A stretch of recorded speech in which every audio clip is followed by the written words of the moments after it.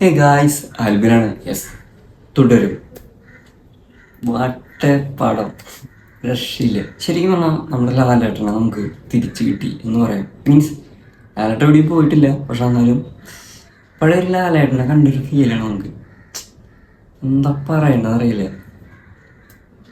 അങ്ങേരും നമ്മൾ പിടിക്കും പോവില്ല മക്കളെ, നിങ്ങൾ പ്രതീക്ഷിക്കണ്ട. കാരണം ഇത് ലാലേട്ടനാണ്, മനസ്സിലായ. ഡയറക്റ്റഡ് ബൈ തരുൺ മൂർത്തി. പുള്ളിക്കാരൻ്റെ മുന്നത്തെ പടം ഓപ്പറേഷൻ ജാവ അടിപൊളി പടമാണ്. അത് ശരിക്കും പറഞ്ഞാൽ വലിയ ചർച്ച ആവാണ്ട് പോയ ഒരു സംഭവമാണ്. വലിയ ചർച്ച ആവാണ്ട് പോയ സംഭവം എന്ന് പറയാൻ പറ്റില്ല. നല്ല നല്ല രീതിക്ക് പടം ഓടിയിട്ടുണ്ട്. പക്ഷെ വലിയ കാസ്റ്റ് ഇല്ലാത്തതുകൊണ്ട് ഇത്തിരി ഇതായി പോയതുകൊണ്ട് അങ്ങനെ റീച്ച് കിട്ടാണ്ടായി എന്ന് എനിക്ക് ഫീൽ ആയിട്ടുണ്ട്. കാരണം അതൊരു നല്ലൊരു പടമാണ്. കാരണം അതിന് തീം എന്ന് പറയുന്നത് മറ്റേ പ്രേമം സിനിമയുടെ പ്രിൻ്റ് ഇറങ്ങിയിട്ടുണ്ടായിരുന്നല്ലോ, അത് കണ്ടുപിടിക്കുന്ന പരിപാടിയാണ്. അത് തന്നെ നല്ല അടിപൊളിയായിട്ടാണ് ചെയ്ത് വെച്ചിട്ടുണ്ട്. അപ്പോൾ പുള്ളിക്കാരൻ്റെ കയ്യിൽ ലാലേട്ടനെ കിട്ടുമ്പോൾ പറയേണ്ട കാര്യമില്ലല്ലോ, അത് ആൾ അന്യായമാക്കി വെച്ചിട്ടുണ്ട്.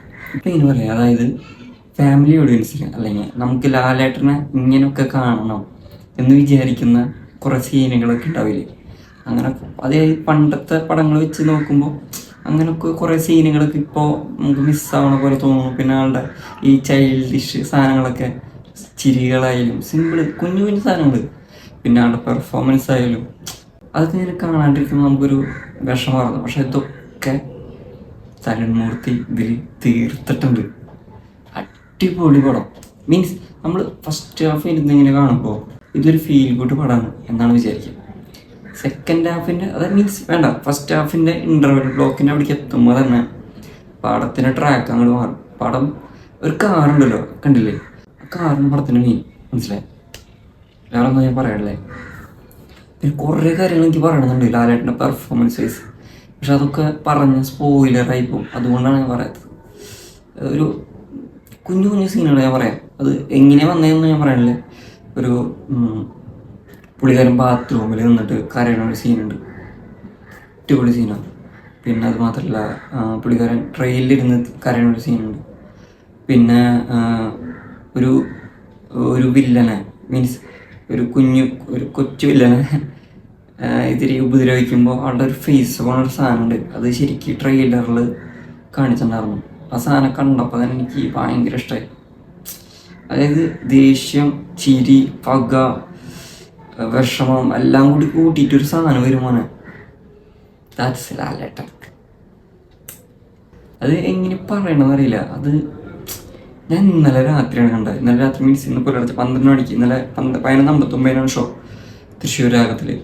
അപ്പം ആ പടം കഴിഞ്ഞിട്ട് ഇപ്പോൾ 1:30 കേട്ടോ, ഉച്ചയ്ക്ക് 1:30, പിറ്റേ ദിവസം 1:30. എന്നാലും എനിക്ക് അതിൻ്റെ എക്സൈറ്റ്മെൻറ്റ് മാറിയിട്ടില്ല. അപ്പം നിങ്ങൾ ആലോചിക്കുക, പടത്തിൻ്റെ ഒരു ഇനി പടത്തിനെ കുറിച്ച് പറയുകയാണെങ്കിൽ തരുൺ മൂർത്തി അടിപൊളിയായിട്ട് മേക്ക് ചെയ്തിട്ടുണ്ട്. അത് എഴുതിയ ആളുടെ റൈറ്റിംഗ് ആയാലും രക്ഷയില്ല. സ്ക്രീൻ പ്ലേ, സ്ക്രിപ്റ്റ് വൈസ് ആയാലും ഒന്നും കുറ്റം പറയാനൊന്നുമില്ല. അതുപോലെ മേക്ക് ചെയ്ത് വെച്ചിട്ടുണ്ട് പടം. പിന്നെ പടത്തിൽ എക്സ്പെഷ്യലി എടുത്തു പറയേണ്ടത് എനിക്ക് തോന്നിയത് ജെയ്ക്സ് ബിജോയുടെ മ്യൂസിക്കാണ്. രക്ഷയില്ല, അടിപൊളിയായിട്ട് ആൾ ചെയ്തിട്ടുണ്ട്. അതായത് എപ്പട്ട വേണം അപ്പട്ട കൊടുത്തിട്ടുള്ളൂ. വെറുതെ അങ്ങോട്ട് വാരികരിച്ച്, അതായത് ഒരു ഫസ്റ്റ് ഹാഫ് ഞാൻ പറഞ്ഞല്ലോ ഫീൽ ഗുഡ് പരിപാടിയാണ്. ഫീൽ ഗുഡ് പരിപാടി എന്ന് പറയുമ്പോൾ ഒരു 2 പാട്ട് അങ്ങോട്ട്, 2 പാട്ട് 3 പാട്ട് അങ്ങോട്ട് അതിൻ്റെ ഇടയിൽ കയറിപ്പോണ്ട് ഫസ്റ്റ് ഹാഫിൽ തന്നെ. അപ്പോൾ അത് ആ പാട്ട് പോകണമെന്ന് നമ്മൾ അറിയില്ലെന്ന് ബ്ലെൻഡായി, ആ പടത്തിനോട് ഇങ്ങനെ ബ്ലെൻഡായി നല്ല അടിപൊളിയായിട്ടാണ് അവിടെ. അത്രയ്ക്ക് അടിപൊളിയായിട്ട് ചെയ്തിട്ടുണ്ട്. ബാക്ക്ഗ്രൗണ്ട് സ്കോർ ആയാലും പുള്ളിക്കാരൻ, സ്പോയിലറല്ല, മീൻസ് ചെറിയൊരു കട്ട് വിചാരിച്ചാൽ മതി, അതായത് ട്രെയിലറിലേക്കുള്ളതാണ്. പുള്ളിക്കാരൻ സ്റ്റേഷനിൽ വെച്ചിട്ട് ഒരു പരിപാടി ഉണ്ട്. ലാലേട്ടൻ്റെ പെർഫോമൻസും ജെയ്ക്സ് ബിജോയുടെ മ്യൂസിക്കും കൂടെ ആകുമ്പോൾ രക്ഷയില്ല. ലാലേട്ടൻ ആ സ്റ്റേഷനിൽ വെച്ചിട്ട് ജസ്റ്റ് ഒരു ഇവിടെ നിന്നോട്ട് ഒരു ചാട്ടം ചാടും. ആ സമയത്തുണ്ടായ ഓടി നിൽക്കുന്നവർക്ക് നിങ്ങൾ കേൾക്കണം. എൻ്റെ പൊന്നെ, അമ്മാതിരി തിയേറ്റർ എക്സ്പീരിയൻസ് ആയിരുന്നു. Guys, don't miss it. എല്ലാവരും തിയേറ്ററിൽ തന്നെ പോയി കാണാൻ ശ്രമിക്കുക. കാരണം ഫാമിലിയായിട്ട് പോവാം. കാരണം എല്ലാവർക്കും ഇഷ്ടപ്പെടും. എല്ലാവർക്കും ഇഷ്ടപ്പെടും. അവിടുത്തെ കുറ്റം പറയാനൊന്നുമില്ല. കാരണം കുറേ കാര്യങ്ങൾ എനിക്ക് പറയണമെന്നുണ്ട്, ഞാൻ പറഞ്ഞല്ലോ, എനിക്ക് സ്പോയിലറോ, അതുകൊണ്ട് ഞാൻ പറയാത്തതാണ്. പിന്നെ ശോഭനയുടെ പെർഫോമൻസ് ആയാലും ശോഭന നല്ലൊരു കംബാക്ക് ആയിട്ടുണ്ട്. മറ്റേ സുരേഷ് ഗോപിയുടെ മറ്റേ പടത്തിൽ സുരേഷ് ഗോപി ദുൽഖർ സൽമാനൊക്കെ ആയിട്ടൊരു പടം ഉണ്ടായിരുന്നല്ലോ, അതിന് പേരെനിക്ക് പടം ഓർമ്മ വരുന്നില്ല. ആ പടത്തിലും പുള്ളിക്ക് അടിപൊളിയായിരുന്നു, ഇല്ല പറഞ്ഞ. പക്ഷെ ഇതിൽ നല്ല അടിപൊളി റോളാണ് കൊടുത്തിട്ടുള്ളത്.